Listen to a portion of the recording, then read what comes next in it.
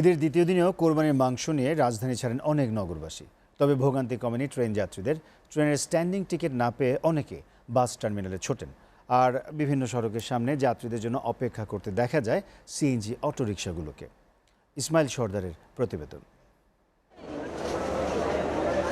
ঈদের দ্বিতীয় দিনও ট্রেনে ঘরমুখো মানুষের উপচে পড়া ভিড়। সকাল থেকে কমলাপুর রেল স্টেশনে মুখর হয়ে ওঠে মানুষের কোলাহলে। ছুটি উদযাপনে কেউ একা, কেউ বা সপরিবারে গ্রামের বাড়ির উদ্দেশ্যে রওনা হন।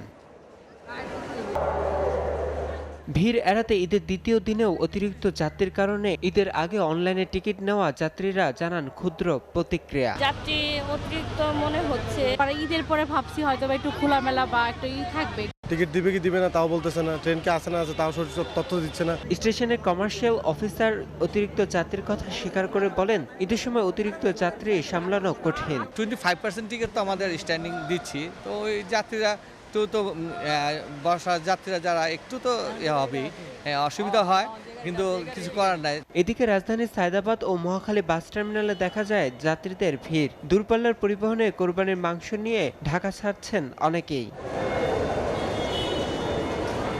সকাল থেকে ঢাকার রাজপথে যানবাহন ছিল একেবারেই কম। ফাঁকা ঢাকায় চলছে ব্যক্তিগত কিছু যানবাহন, সিএনজি, বেবি ট্যাক্সি ও রিক্সা। ইসমাইল সর্দার, সিটিভি, ঢাকা।